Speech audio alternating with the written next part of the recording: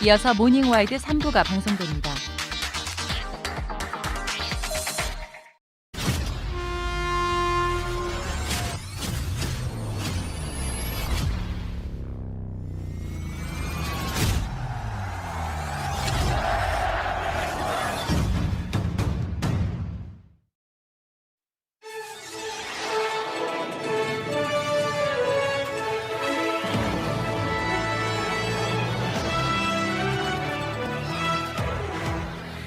본격적인 김장철을 맞아 재료값이 크게 오르면서 수입산 농산물과 김치를 국내산으로 바꿔 판매하는 업체가 늘고 있습니다. 원산지 표시 단속 현장을 밀착 카메라에서 취재했습니다. 국내의 최대 재건축 단지인 둔촌 주공 청약이 다음 달부터 시작됩니다. 침체된 부동산 시장 속 청약 한파를 녹이고 흥행할 수 있을지 관심이 쏠리고 있는데요. 모르면 호구되는 경제에서 확인해 봅니다. 잠시 후 뵙겠습니다.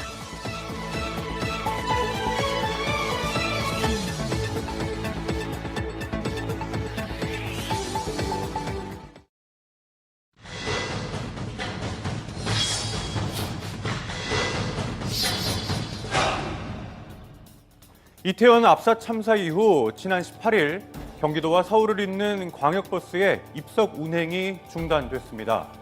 하루 평균 3,000명에 달하는 광역버스 이용객들이 출퇴근길에 어려움을 겪고 있는데요. 자세한 내용 날에서 취재했습니다. 경기 지역 광역버스 입석 승차가 사실상 전면 중단된 이후 맞은 첫 월요일 아침. 자, 현재 시각 아침 7시를 넘어서고 있습니다. 이곳은 서현역에 위치한 버스 정류장인데요. 지난주 금요일부터 경기 광역버스에 대한 입석 승차가 금지가 됐습니다. 오늘 아침 상황 한번 지켜보도록 하겠습니다. 자, 해당 버스 정류장에는 서울로 향하는 시민들의 긴 줄이 이어졌는데요. 순차적으로 버스에 탑승하는 승객들. 그러나 이내 잔여 좌석 표시가 0이 되자 승차가 불가능해집니다. 다음 버스를 기다려야 하는 상황인데요. 잔여 좌석이 없어서 정차를 아예 하지 않고 정류장을 지나치는 버스도 보입니다. 다음 다시도 입석인데. 자, 이렇게 버스에 오르려던 시민은 제지를 당하고 눈앞에서 버스를 놓치고 마는데요. 서울 쪽으로 가는 버스 어떤 거라도 괜찮은데 둘 다 좌석을 없어서 탔다가 내리는 게 너무 일방적으로 이렇게 금지시켜 버리니까 좀 당황스럽기도 하고. 자, 버스의 배차 간격은 약 10여 분. 그러나 다음 버스에도 좌석이 있을지 모르는 상황. 애타는 승객의 마음을 알기에 운전기사가 일일이 살피더니 남은 좌석을 확인하고 한 명을 더 태우긴 합니다. 자, 이곳은 서울로 향하는 고속도로 진입 전 마지막 정류장이라 더욱 혼잡한데요. 차가 복잡하더라도 서서 갈 수 있어서 다행이었는데 입석이 금지되고는 출근 시간이 상당히 좀 늦어졌습니다. 지각할 확률이 높아지니까요. 네. 그래서 걱정될 수밖에 없죠. 보세요. 자, 출근길 대란 속 시민들은 다른 교통수단을 찾아야 했습니다. 자, 경기 지역 광역버스의 입석 승차가 금지가 되면서 일부 승객들은 이렇게 버스가 아닌 지하철로 몰리기도 했습니다. 자, 이렇게 지하철의 이용이 늘어 풍선 효과로 이곳에서도 승객들의 불편은 이어졌습니다. 아유, 혼잡스럽네요. 승객은 많은데 그걸 공급하는 버스가 숫자가 적기 때문에 이 문제가 발생하는 그 버스를 탔을 때 내가 목적지 도착하는 시간이 50분이다. 지하철 타면 2시간이거든요. 차단적으로 선택하기가 쉽지는 않습니다. 그렇겠죠. 자, 세월호 참사로 인해 정부는 지난 2014년 7월에 도로교통법 시행령 제22조로 광역버스의 입석 승객 탑승을 금지한 바 있습니다. 안전을 위해서는 반드시 지켜져야 되는 부분인데 지금 증차도 하지 않은 상태에서 입석 금지를 강력하게 뭔가 실행하게 된다면은 국민들이 불편해지기 때문에 그냥 이 조항에 대해서 크게 단속하지 않고 지금까지 흘러왔던 겁니다. 자, 그러나 8년 전에도 대책 없이 시행이 된 탓에 시민들의 불편은 있었는데요. 그때는 싸움 나고 난리 아니었어요. 지각하는데 왜 차를 안 터지냐, 왜 저 대책도 없이 이거 하냐 뭐 해가지고. 자, 입석 적발 시 1회당 20만 원의 과태료가 부과됐지만 당시 단속 건수는 아예 없었습니다. 대안이 없어 지금까지 입석을 용인해 왔던 건데요. 환자가 들어오면은 자, 그러던 지난 18일 버스 회사에선 갑작스레 입석을 중단합니다. 앞에 전면에 이 후상형이 안 보입니다. 우리 주행할 때 안 배가지고 이제 그 안전상 위험이 상당히 크기 때문에. 자, 버스 회사의 수익은 승객을 많이 태울수록 증가할 텐데요. 입석 금지로 줄어든 승객, 버스 회사의 손해는 없을까요? 경기도는 이제 그 공공버스이기 때문에 적자분에 대해서 경기도에서 지금 보전을 받고 있습니다. 그렇군요. 자, 이렇게 버스 회사의 손해는 없는 상황인 건데요. 자, 입석 승차 후 사고 발생 시 책임은 버스 회사와 운전기사에게 있어서 이를 방지하기 위해 다시 강행을 했다는 겁니다. 지난 2015년 입석 광역버스 사고로 40명 이상이 다쳤었는데요. 자, 이후에도 크고 작은 사고들이 이어졌습니다. 자, 이제는 월요일 저녁 퇴근 시간이 됐습니다. 저는 지금 을지로에 나와 있는데요. 뒤에 정류장을 보시면 퇴근을 하려는 시민들로 북적이는 모습입니다. 자, 바로 어제 저녁 퇴근길 버스 정류장의 모습입니다. 입석 금지에 해당되지 않는 시내버스, 과도하게 밀집된 승객들이 보이는데요. 퇴근길에도 역시 광역버스 대란이 이어졌습니다. 사람들이 쏠리는 시간이라. 자리가 없다고 해요. 자리가 없다고요. 출근길에 이어 퇴근길도 그야말로 전쟁터인데요. 많이 놓쳤죠? 한 3개. 요거는 대책 없이 시행해 또다시 피해는 시민들의 몫이 된 겁니다. 그래도 자리가 없나 보네. 도교통부 안전규칙에 따르면 입석은 1제곱미터당 7명에서 8명 정도가 적당하다고 하는데 5명이나 6명 정도가 돼도 사실상 상당히 위험합니다. 자, 반면 같은 광역버스지만 인천과 김포 등은 입석을 허용하고 있는 상황. 같은 경우는 경기도처럼 지금 하고 있는 업체는 없습니다. 자, 버스 회사들의 결정이었기에 입석 금지 시행이 각기 다른 상황인 겁니다. 지자체와의 충분한 논의 없이 이루어진 일방적인 시행에 지난 2014년과 상황은 크게 달라 보이지 않았는데요. 이 업체에서 갑자기 선언을 한 거예요. 그래서 긴급하게 더 빨리 하자. 그럼 추가로 지금 예비차 뭐 이런 거 과용할 수 있는 거 빨리 더 투입을 해서 당연히 불편을 줄이자. 자, 시행 첫날 증차된 버스는 없었습니다. 출근 둘째 날인 어제서야 급하게 19대가 증차된 건데요. 몇 년 전부터 알고 있었을 것 같아요. 기사님들이 없고요. 금액을 터무니없게 비싸게 받고요. 여러 가지 문제가 있어요. 자, 버스 회사 측으로부터 입석 금지 시행을 예고받았지만 대책이 될 수 있는 인력과 예산을 해결하지 못한 겁니다. 그리고 그 피해는 고스란히 시민들이 떠안게 된 건데요. 경기도와 서울이 맞물렸기 때문에 뭔가 예산 투입하는 데 있어서 각각의 지자체 간의 이해관계가 충분히 발생할 것 같습니다. 시행이 전부터 미리 준비해서 차량을 공급해 주는 게 맞거든요. 근데 그러지 못했었고 사전에 제대로 검토하지 못했다고 볼 수가 있습니다. 자, 당국은 내년 초까지 광역버스 98대를 추가 증차한다는 계획을 발표했습니다. 시민의 안전을 우선으로 시행된 입석 금지. 그러나 시민을 위한 대안은 여전히 없어 보였습니다. 자, 임시 방편이 아닌 시민 안전을 위한 근본적인 대책 마련이 무엇보다 우선돼야 하겠습니다.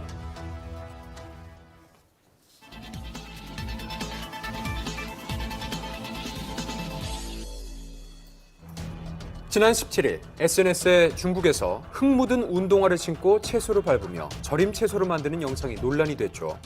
이런 가운데 중국산 김치와 농산물 수입이 증가했습니다.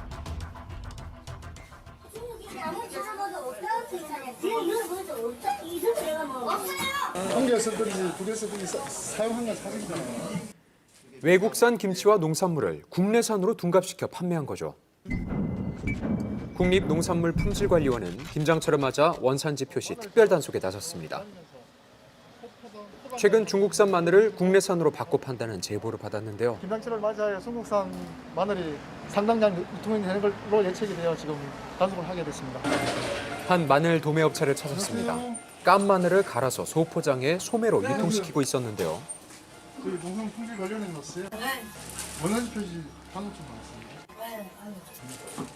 가게 내부를 수색하던 단속원이 담아놨던 마늘에서 뭔가 수상함을 포착했습니다. 이건 다 섞였네요. 중국산. 아니. 이거 중국산이잖아. 아니. 선생님, 이거 방금 섞어놨잖아. 이거 섞은 거 아니에요. 섞은 국내산하고 중국산. 알이 큰 중국산 마늘과 상대적으로 작은 국내산 마늘이 혼합된 거죠. 한켠에서는 중국산 포장지도 눈에 띕니다.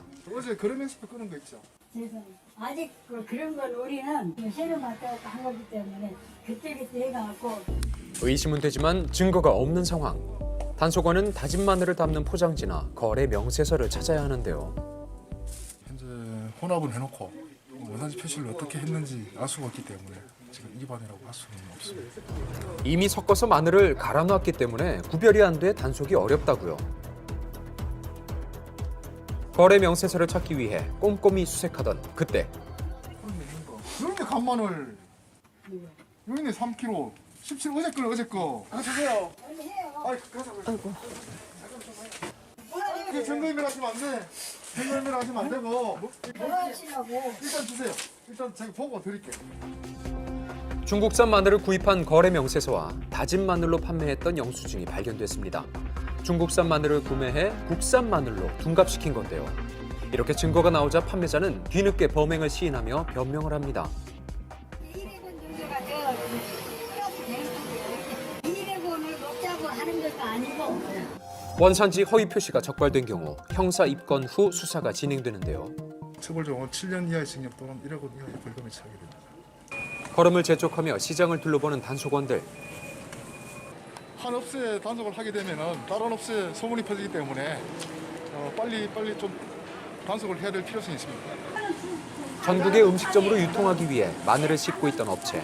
마늘을 살펴보던 단속원이 수상함을 느끼고 들어갑니다. 방금 포장한 거 어디냐? 방금 포장한 거 어디냐고? 지금 아직 포장 안 해. 가게 한켠에서 중국산 마늘 포장지를 발견한 단속원. 원산지 허위 표시죠. 포장하셨죠? 예. 중국산 국산 오시면 어떡해요? 하면 안 되는 짓 제가 하는데. 20kg 단위로 거래되는 깐 마늘. 이곳에서 1kg 단위로 포장해서 유통하는데요. 이때 원산지를 바꾸는 일명 포대가리를 한 거죠. 이렇게 원산지를 속여서 소매로 시중에 유통한다고요. 중국산 김치를 국내산으로 둔갑시키는 음식점이 늘어서 단속에 나섰습니다. 지난달 우리나라 김치 수입액은 작년보다 51% 증가해 역대 최대치를 기록했는데요. 물가 상승 때문에 중국산 김치를 쓰는 음식점이 많다고요. 국내산 김치로 표시된 한 음식점, 단속원이 확인해봤습니다. 제가 지금 보기엔 여기 중국산으로 보이네요. 이거 언제부터 사용하시는 거예요? 이거예요.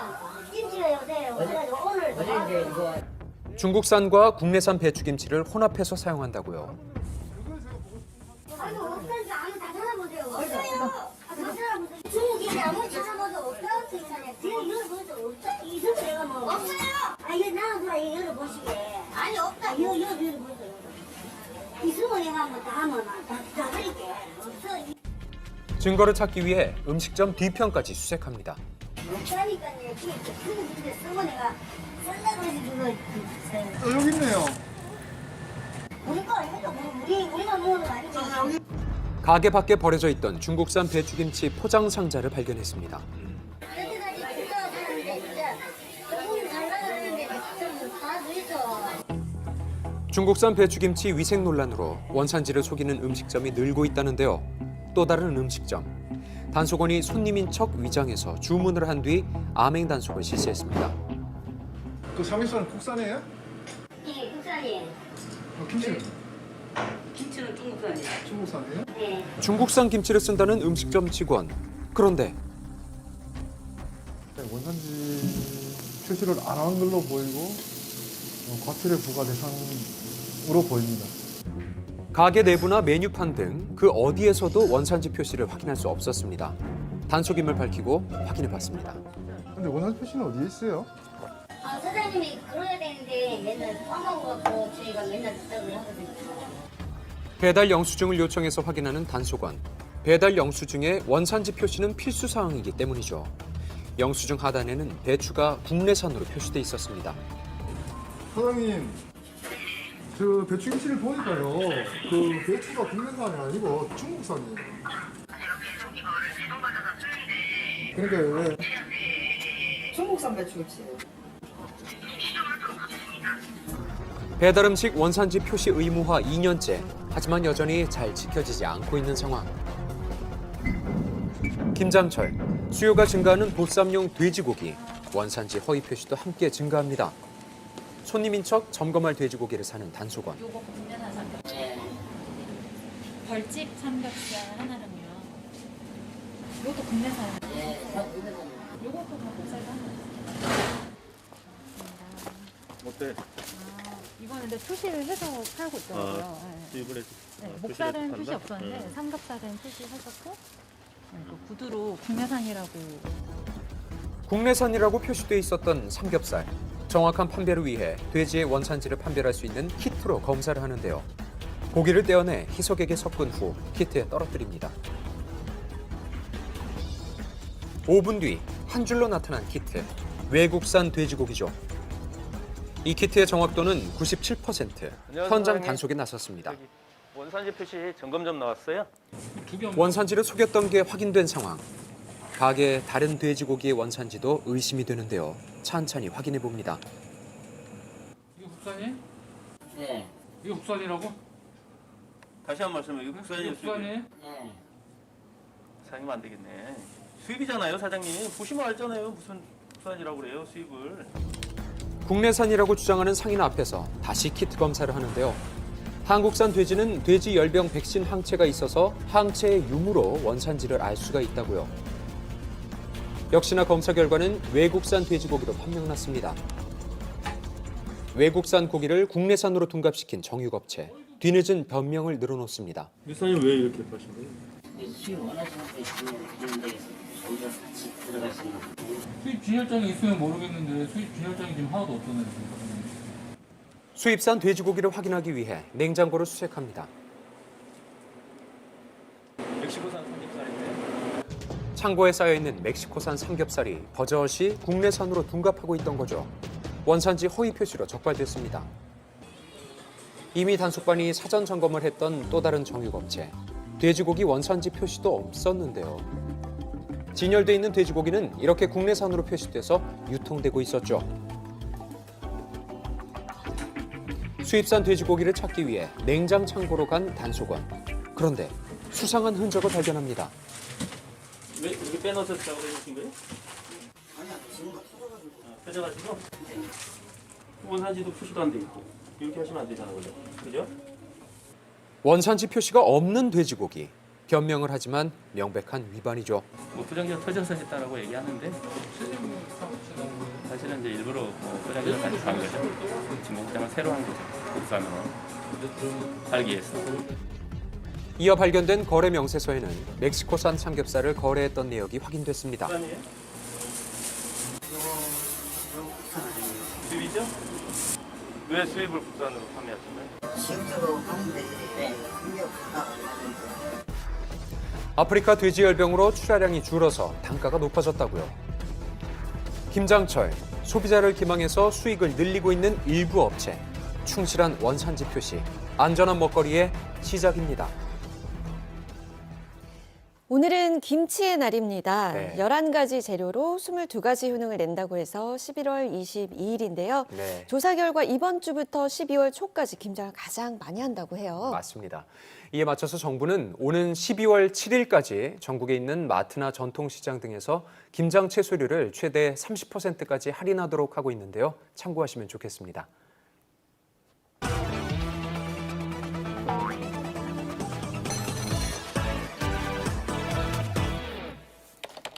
국내 최대 재건축 단지가 분양에 나섭니다. 흥행할 수 있을까요? 서울 강동구 둔촌주공 재건축단지의 일반 분양이 다음 달 시작될 예정입니다.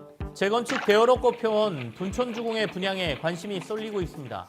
이 아파트를 분양받기 위해 수도권 예비 청약자들은 지난 수년 동안 청약 통장을 아껴왔다고 말할 정도인데요. 재건축 물량 12,000여 가구 중 일반 분양은 4,700여 가구에 달합니다. 분양가는 3.3제곱미터당 3,829만 원으로 확정됐습니다. 앞서 조합이 강동구청에 신청했던 금액보다 약 300만 원 적은 금액입니다. 조합은 자금 조달 위험을 최소화하고 분양 수입으로 사업비와 공사비를 갚기 위해 일반 분양을 서두르겠다는 입장입니다. 연 12%나 되는 단기 채권을 통해서 사업비를 조달했기 때문에 금풀을 빨리 꺼야 됩니다. 그래서 분양 수익을 통해서 그것을 상환해야 되는 목적도 있고 내년도 된다라고 해서 지금보다 시장이 좋아질 가능성이 낮게 본 거죠. 그러면 빨리 분양에 나가서 일반 분양을 하는 것이 전체 사업에 유리하다고 판단했다라고 보여집니다. 청약 한파가 더 심해진 부동산 상황 속 대규모 분양이기에 우려도 이어지고 있습니다. 지난 9월 기준 전국 미분양 주택은 4만 1,600여 가구로 전달보다 27% 늘었습니다. 특히 수도권은 미분양 주택이 56%나 급증했습니다. 연말까지 밀어내기 분양 물량 역시 많이 남아 있어서 단기간 분양 시장의 분위기 반전은 힘들 것으로 보이는데요. 10억 원대 분양가로 높은 시세 차익을 기대하며 인기를 끌었던 서울 구로구의 한 아파트. 8월 말 일반 분양 물량이 90%가 계약 취소됐습니다. 이후 지난달 무순위 청약도 진행했지만 미달됐는데요. 결국 현금 혜택까지 내걸었습니다. 중도금의 40%를 무이자로 빌려주고 발코니 무료 공사, 여기에 현금 3천만 원까지 지원한다는데요. 모두 합하면 1억 원에 달하는 혜택입니다. 일단 문의는 좀 많이 오네요. 하지만 그것만 가지고 소비자들을 확 끌어당기기에는 좀 약간 미흡한 것도 사실입니다. 혜택을 내세웠지만 청약 한파를 이겨내기는 힘들 것 같습니다. 너무 터무니없이 비싸가지고. 애초에 집을 구매하는 것 자체가 부담스러운 게 집값이 너무 비싼 건데 크게 도움이 될 것 같지는 않습니다. 서울 강북구의 한 아파트 단지 역시 분양가를 낮추고 관리비까지 대납해주는 조건을 내걸었습니다. 추첨을 통해 고가 가방이나 외제차 등을 경품으로 제시하는 곳도 있는데요. 최근 자금시장 경색으로 유동성에 어려움을 겪고 있는 건설사들은 현금 확보를 위해서 분양 혜택을 더 늘릴 것으로 보이는데요. 이런 상황 속에서 업계에서는 둔촌주공의 분양 성적이 내년 분양시장의 척도가 될 것으로 보고 있습니다. 가장 수요가 많은 전용 84제곱미터의 예상 분양가는 13억 원대. 분양가 상한제 적용으로 주변 시세보다 저렴한 수준인데요. 실제로 같은 면적인 주변 한 아파트의 지난달 실거래가보다 약 5억 원이 저렴합니다. 시장 분위기를 확인하기 위해 인근 부동산을 찾아가 봤습니다. 여기가 지금 인프라가 잘 돼 있는 데도 없고 3,829만 원이면 너무 저렴하죠. 미분양 안 될 것 같아요. 서울시내 수도권 지역에 생각보다가 안 나와요. 재건축을 기대했던 주민들의 반응은 어떨까요? 한 25평짜리 한번 해볼까 그랬는데 대출 때문에 그걸 좀 망설이고 있어요 지금. 비싸죠? 10억 이하로 안 가나요? 최근 일반 분양을 앞두고 평면도와 배치도가 공개되면서 설계 논란이 불거지기도 했습니다. 같은 층의 주택 간격이 채 2m도 되지 않을 정도로 붙어 있어서 이웃집 내부가 보일 정도인데요. 이를 보고 옆집 뷰다, 음식을 나눠 먹는 게 가능할 것 같다라는 반응도 나왔죠. 자금 조달 계획 역시 흥행에 있어서 중요한 문제일 텐데요. 청약 대기자의 수요가 가장 높은 전용 84제곱미터의 예상 분양가는 13억 원대로 중도금 대출을 받을 수 없게 됐습니다. 21일부터 아파트 중도금 대출 허용 분양가가 기존 9억 원 이하에서 12억 원 이하로 확대됐지만 전용 59제곱미터 이하의 소형 평수만 중도금 대출이 가능하게 된 것이죠. 분양가가 13억 원이라고 할 때 1월 계약 시 내는 계약금과 입주 전까지 6회에 걸쳐 7억 8천만 원의 중도금이 필요합니다. 게다가 유상 옵션, 취득세 등 각종 비용을 따지면 실제로 지불하는 금액은 14억 원이 넘을 것이라고요. 입주 시 잔금 대출을 비롯한 주택담보대출은 DSR 40%, LTV 50% 내에서 받을 수 있는데요. 현재 금리 연 7%로 DSR 40% 내에서 7억 5천만 원을 대출받기 위해서는 연봉이 약 2억 원이 돼야 합니다. 분양가 상한제가 적용되기 때문에 입주 후 거주 의무 기간이 있다는 점도 주의해야 합니다. 다만 현재 정부가 분양가 상한제 실거주 의무 규정 완화를 추진하고 있지만 법이 언제 통과될지도 불투명한 상황입니다. 둔촌주공의 그 전체적인 평균적인 분양 가격은 그러니까 주변 시세보다는 좀 낮게 책정이 돼 있고 그 여유가 있기 때문에 청약을 자신하는 것이고요. 그 둔촌주공이 채공약 시장에서 실패를 하게 된다라고 하면 역으로 기존에 추진하고 있는 재개발의 재건축의 사업이 중단되는 일정 기간 중단되는 문제로 연결될 가능성이 매우 높다. 침체된 시장 속 유일하게 완판을 기대할 만큼 부동산 시장에서 갖는 의미가 크는데요. 냉각된 분양 시장에 온기를 가져오게 될지 귀추가 주목됩니다. 출고까지 2년, 신차 대기 금리까지 후폭풍이 이어지고 있습니다. 자동차를 구입할 때 많은 고민들이 있죠. 그런데 여기에 고민할 게 더 늘었습니다. 기약 없는 출고 시기인데요. 새 차를 사기 위해선 몇 달을 넘어서 몇 년까지도 번호표를 뽑고 기다려야 할 정도입니다. 국내 한 자동차 모델의 경우 무려 30개월이나 기다려야 한답니다. 다른 모델들도 최소 6개월에서 1년까지 기다려야 한다고요. 그러다 보니 군대 입대 전 계약하면 전역 후에도 차를 못 받는다. 결혼 전에 계약해서 아이가 말을 뗄 때 차가 나온다는 우스갯소리도 나오고 있는데요.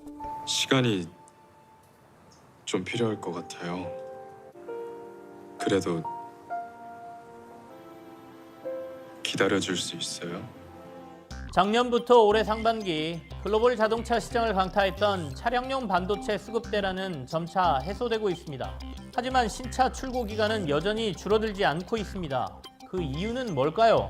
이 생산 자체가 아마 충분하게 공급이 이루어지지 못하고 계속 누적되어 왔고 신규 수요에 합쳐져 가지고 대기 시간이 계속 길어지고 있는 상황입니다. 현재 지금 달러가 많이 강세가 됐습니다. 달러 강세가 되면은 아무래도 미주 쪽으로 수출이 좀 용이할 수가 있습니다. 실제 생산은 증가했지만 내수를 줄이고 수출 비중을 늘린 것도 한몫했다는 것인데요. 뿐만 아니라 할부 금리가 치솟고 있어 걱정이 더해지고 있는데요. 올해 초 자동차 할부금융회사의 할부금리는 연 2%였습니다. 하지만 현재는 적게는 3.7%에서 많게는 10.9%까지 올랐습니다. 할부금리는 계약이 아닌 출고 시점에서 적용됩니다. 그렇다 보니 소비자들은 출고 시기가 다가오면서 늘어난 금리에 놀랄 수밖에 없다고요. 늘어난 이자 부담에 신차 계약을 걸었다가 계약을 포기하는 경우도 속출하고 있습니다. 6개월에서 8개월 정도 지금 대기 물량이 많이 기다리고 있어요. 오늘 출고했어요. 작년 3월인가 했어요. 1년 7개월 걸린 거예요.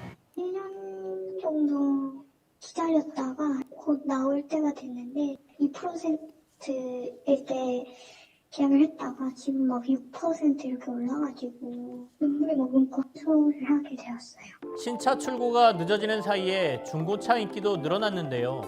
중고차 가격이 신차 가격을 넘어서는 역전 현상이 이어질 것이란 우려도 나오고 있습니다.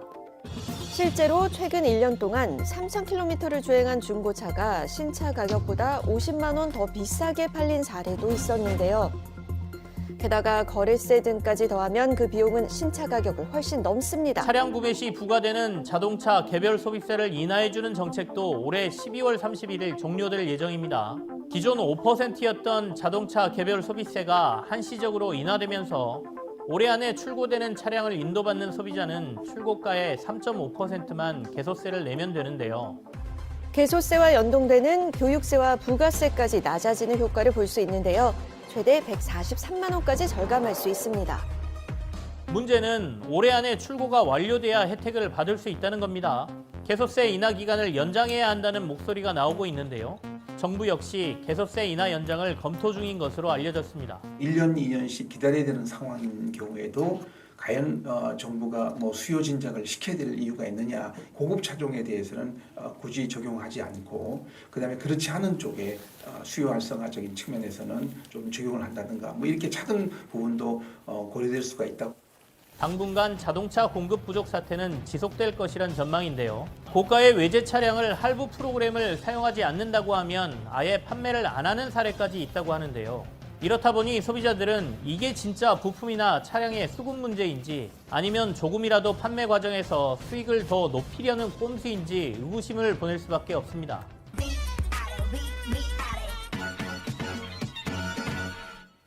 이번 주 업은 목요일은 가격도 할인율도 올라가는 날입니다. 우유도, 라면도, 과자도, 그리고 심지어 김치도 모두 목요일에 가격이 올랐습니다. 아니 왜 목요일에 가격이 올랐지? 이유가 다 있었습니다. 대형마트들이 2주 단위로 목요일에 판매 가격을 조정하기 때문인데요.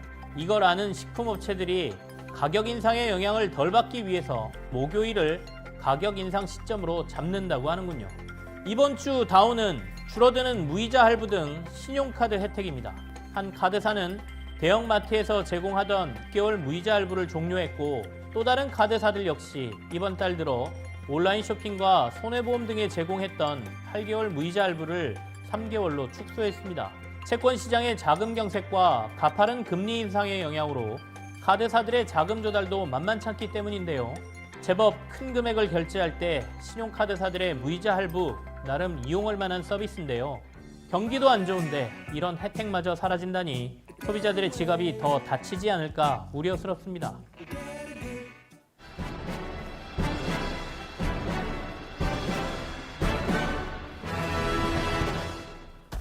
지난달 구리의 한 금은방에 나타난 10대 중학생. 2,300만 원어치의 귀금속을 훔쳐 순식간에 달아납니다. 대담하네요. 네. 빅데이터로 10대 범죄를 검색하자 절도, 범법행위, 형사, 미성년자 등의 연관 검색어가 등장합니다. 손님으로 위장해 금은방에 찾아온 이들.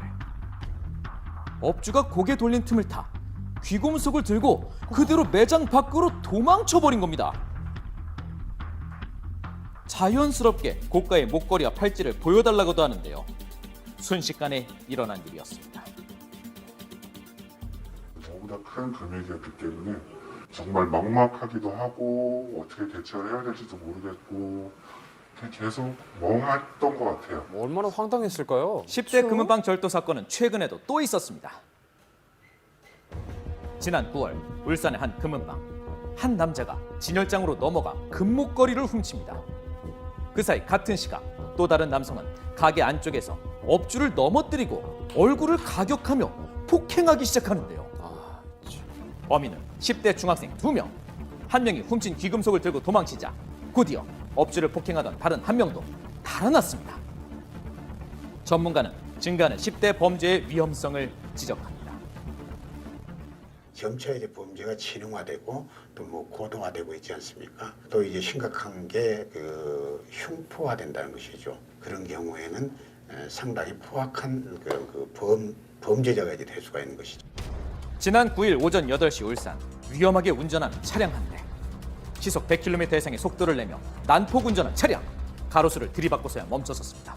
3-4시간가량 차량 타고 도주하고 다니면서 기물 파손하다가 운행이 안 될 정도로 파손되니까 차량을 버리고 전력 질주하다가 차량을 훔친 건 16세 중학생 3명. 증거인멸을 위한 치밀함까지 보였는데요. 차를 한 번씩 열어보고 열린 차를 운전하게 되었고요. 시동이 걸리니까 바로 이제 블랙박스를 끄고 이제 운행을 하게 되었습니다. 현재 도로교통법 위반 등의 혐의로 입건됐습니다. 광주의 한 아파트 주차장. 새벽 4시 수상한 남성들이 나타납니다. 곧이어 주변을 살피더니 차에 시동을 걸고 주차장을 빠져나가는데요. 이들도 문이 열린 차량만 노린 겁니다. 절도 범인은 바로 10대 청소년들이었는데요. 몇 살이라고요? 중학생 애들. 과거에도 비슷한 범죄를 저질렀지만 촉법 소년으로 형사처벌을 받지 않았습니다. 40여 건 그 정도 전에 그 촉법 소년 때 만 14세니까 올해부터 해당돼. 촉법 소년에서 벗어나 처벌 대상이 된 이들. 당시 특수 절도 등 혐의로 입건됐습니다. 촉법 소년을 검색하자 재범률, 형사처벌 면제, 폭행 등의 연관 검색어가 등장합니다. 지난 7월 파출소를 찾은 중학생. 음주 상태로 한 손에는 막대기를 들고 있는데요. 곧이어 주차된 순찰차 위로 뛰어 올라가 소란을 피우기 시작합니다. 저게 중학생이라고요? 들고 있던 막대기로 경찰까지 위협한 건데요. 절도 등 18건의 범죄를 저질렀지만 촉법으로 처벌을 피했습니다. 범법 행위를 저지른 만 10세 이상 14세 미만의 촉법 소년은 형사처벌이 아닌 보호처분에 처해집니다. 소년 범죄 같은 경우에는 성인 범죄에 비해서 굉장히 법과 제도적으로 조금 약하거든요. 내가 처벌받지 않는다는 것을 이제 분명히 인식을 하고 있죠. 악용하는 거죠. 네, 그렇기에 이를 악용하며 범죄를 저지르기도 하는데요. 렌터카를 훔친 중학생 8명. 경찰 단속을 피해 달아나던 중 오토바이를 들이받아 아르바이트를 하던 20대가 숨진 사건도 있었습니다. 당시 만 14세 미만 촉법이었던 이들. 범행 후 경찰서에서 사진을 찍고 SNS에 올려 사회적 공분을 사기도 했는데요. 올해 8월 소년원에서 나온 이들이 보호 관찰 기간 중에 동급생을 폭행해 논란이 됐습니다. 2021년 기준 보호 처분받은 촉법 소년은 4,100여 명. 5년 전과 비교해 약 35%나 증가한 수치인데요. 촉법소년 연령 기준의 하향을 요구하는 목소리가 커지고 있습니다. 촉법소년 연령 하향을 검색하자 만 13세, 소년법, 법무부 등의 연관 검색어가 등장합니다. 지난달 26일 법무부는 소년법 개정안을 입법 예고했습니다. 형사 미성년자 연령을 현행 14세에서 13세로 70년 만에 한 살 낮추겠습니다. 촉법 소년의 제도를 범행에 적극적으로 악용하는 사례 등으로 인해서 미성년자의 강력 범죄가 늘고 있기 때문인데요. 반면 또 다른 범죄로 이어진다는 우려도 있습니다. 13세에서 18세 너무너무 중요한 시기에 아무런 교육받지 않고 격리된 상태로 있다가 나와서 무엇을 할 수 있을까요? 결국은 그 사람이 사회에서 살 수 없다는 얘기거든요. 범죄자, 또 다른 흉악범이 될 수 있는 가능성을 열어주는 거죠. 시대의 흐름에 맞게 법적 기준이 바뀌어야 한다는 의견도 있습니다. 범죄의 양상을 보면 굉장히 이제 극악무도한 그런 상황이 이제 많이 벌어지고 있기 때문에 소년보호라는 그런 그 명분으로 솜방망이식 그런 그 처벌로 일관해야 한가. 형법이 제정된 게 이제 1953년이에요. 그 당시의 기준을 지금에 이렇게 적용한다는 것도 상당히 무리다. 시대적인 변화라든가 또는 청소년의 그 성장이 굉장히 그 급속도로 이렇게 이제 변화하고 있지 않습니까? 그러나 연령 하향보다는 범죄 청소년의 교정과 보호 처분의 중요성을 지적하는데요. 이 법이 오래된 건 맞아요. 근데 시대가 바뀌었어도 애들은 애들입니다. 미성숙한 존재예요. 대부분의 나라가 처음에는 연령을 다 낮췄어요. 효과가 있는가 보다 하는데 오히려 더 부작용이 심한 거예요. 연령을 낮춘다. 이거 1살 낮춘다. 이거는 상징적인 효과에 불과하다. 사회복지, 시설, 내 처우 이런 것들을 더 강조하고 소년을 재사회화할 수 있고 재범을 방지할 수 있는 다양한 프로그램, 다이버전을 확대 실시하는 게 더 타당하다. 촉법소년 연령 하향 논란 속 위기 청소년에 대한 기성세대와 사회적 관심 또한 잊지 말아야겠습니다.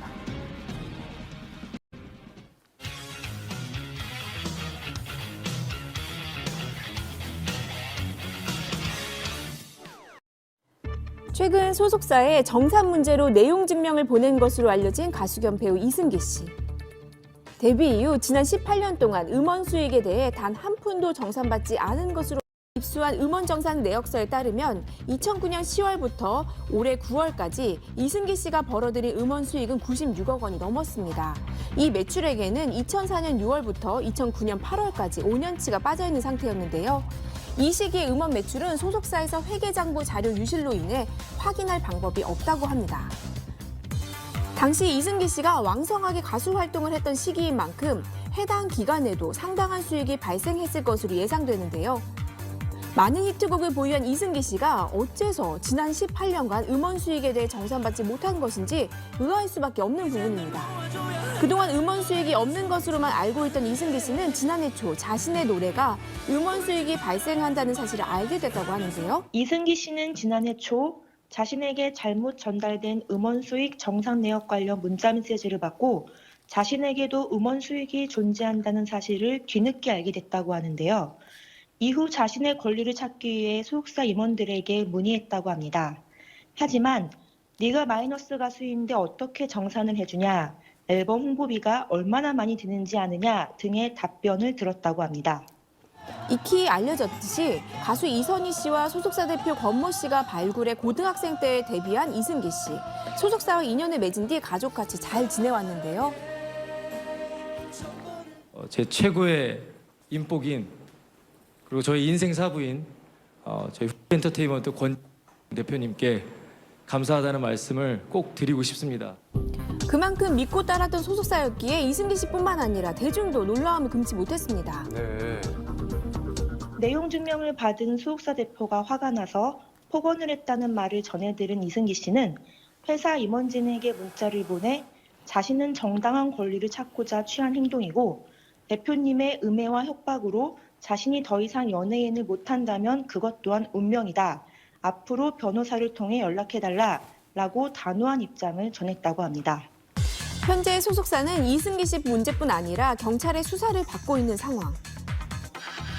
이승기 씨가 내용 증명을 보내기 전인 지난 10일 서울경찰청 중대범죄수사과는 5시간에 걸쳐 소속사를 압수수색했습니다. 경찰청이 연예기획사를 대대적으로 압수수색하는 일은 매우 이례적인 일이기에 수사 배경에도 관심이 쏠렸는데요. 제가 당시 단독 취재한 바에 따르면 경찰의 압수수색 이후에는 소속사 대표인 권모 씨를 비롯한 일부 임원들의 횡령 혐의도 포함되어 있었습니다. 현재 이 소속사에는 이승기 씨뿐만 아니라 윤여정, 이선희, 이서진, 박민영 씨 등 여러 연예인들이 소속돼 있는데요. 압수수색 이후 배우 이적성 등 소속사와 관련된 각종 루머가 온라인상에 퍼지고 있는 상태입니다. 논란이 거세지자 소속사 측은 이승기 씨와 쌍방 간에 오해 없이 원만하게 문제를 마무리 짓기 위해 노력 중이라고 입장을 밝혔는데요. 이어 어제 권모 대표는 모든 것이 자신의 불찰이고 부덕의 소치이기에 죄송한 마음이라며 향후 법적 책임이 확인되면 회피하지 않겠다고 공식 입장을 전했습니다. 이와 관련된 새로운 소식이 밝혀지는 대로 전해드리겠습니다. 네, 모쪼록 사실관계가 명백하게 밝혀지길 바랍니다. 오늘 연예 뉴스 여기까지 듣고요. 지금 시각은 8시 31분 지나고 있습니다. 잘 들었습니다. 요즘 점점 추워지는 가을 날씨에 걱정되는 것이 있다는데요. 요즘 난방비가 많이 올라서 난방 켜는 것도 짧게 한 20-30분씩 줄여서 떼야 되나 그 걱정이죠 뭐. 공감하시죠? 바로 난방비입니다. 겨울을 앞두고 부쩍 오른 난방비가 걱정이라는 주부 김경현 씨를 만났습니다. 아이가 있다 보니까 난방을 안 켤 수는 없고 그냥 아낀다고 계속 아낄 수만은 없더라고요. 러시아와 우크라이나 전쟁에 따른 에너지 공급 부족으로 열요금이 38% 인상됐다는데요. 전기요금은 18%, 난방비는 34% 이상 올랐다고요. 이런 난방비 걱정을 덜어줄 경현 씨만의 겨울철 다이어트가 있다고요? 그게 뭔가요? 바로 에너지 다이어트요. 네? 더워. 더워? 응. 더워서 왜? 그럼 우리 옷 갈아입을까? 이렇게 집안에서 내복이나 카디건 등을 입어주면 약 2도 정도 체온을 올릴 수 있다고요. 가디건이나 내복, 수면조끼, 무릎 닦는 등을 사용한답니다. 여기 보시면 애기 내복이 항상 구비되어 있습니다. 아직 다이어트는 끝나지 않았습니다. 전자제품 플러그 뽑기와 LED 등 고효율 조명을 선택하는 방법이 있으며 전력 피크 시간대 전기 사용 자제하기 등 다양하게 실천할 수 있다고 합니다. 저희 집은 난방을 안 틀어도 22도에서 24도 정도 유지되고 있거든요. 이렇게 실내 온도를 유지할 수 있는 이유, 열 손실을 막아주는 일명 뽁뽁이와 문풍지로 2, 3도 높일 수 있다고요. 창이 크면 클수록 열 손실이 높대요. 가을철이 되면 거실 창부터 단열 시트를 붙이거든요.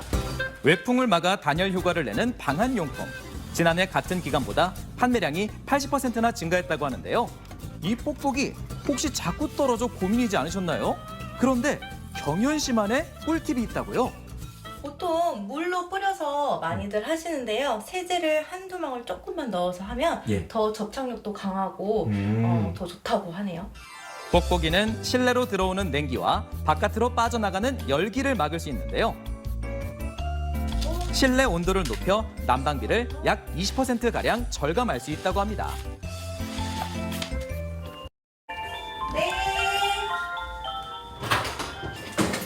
또 다른 난방비 절약 방법을 알려줄 난방 전문가가 찾아왔는데요. 손쉽게 버튼 하나로 절약이 가능하다고요? 이 버튼 하나면 됩니다. 그리고 이제 조절기 이제 타이머 기능이 있는데요. 기본 뭐 이제 30평 기준해서 3시간에 30분 정도가 적당하시고 또 다른 방법, 난방수 온도를 감지하여 작동하는 온돌 모드와 설정 온도를 유지해주는 외출 모드 기능도 절약에 도움을 준다고 합니다. 짧게 쓰시면은 분배기 근처 그 부분만 따뜻해지고 나머지 방 뜨뜻한 물이 갈 수가 없어요. 난방 전문가가 알려주는 두 번째 절약 방법은 무엇일까요? 배관 안에 있는 난방수 교체도 필요합니다. 난방 배관 분배기에 세정기를 연결해 압력을 주입해서 이물질을 제거해 준다는데요. 배관 청소로 이물질을 제거해 이렇게 깨끗한 물로 정화시켜 준다고 합니다. 10년 동안 목표했던 찌꺼기라 보시면 되죠. 손쉽게 실천할 수 있는 에너지 절약 어떤가요? 잘 몰랐었는데 배워보니까 정말 작은 실천으로 난방비를 확실하게 줄일 수 있는 걸 알게 된 것 같아요. 에너지 절약 실천을 통해 난방비 걱정 없는 따뜻한 겨울 보내세요. 네, 평년보다 높은 기온이 이어지면서 절기상 소설인 오늘 눈 대신 전국적으로 비가 내리겠습니다. 네. 강원 영동과 경북 동해안은 많게는 100mm 이상 내릴 것으로 예상되는데요. 내일 오전까지 비가 내리는 곳도 있겠습니다. 네, 오늘 아침 최저 기온은 2에서 13도, 낮 최고 기온은 12에서 19도 정도로 높겠습니다. 또 인천과 경기, 충청에는 안개가 짙게 끼니까요. 안전사고에 유의하시기 바랍니다. 네, 오늘 즐거운 하루 보내시고요. 저희는 내일 다시 인사드리겠습니다. 고맙습니다. 어떤 것이 진짜인지 깨닫기 위해 어느 날 조용히 난 길을 나섰지 한 번도 보지 못한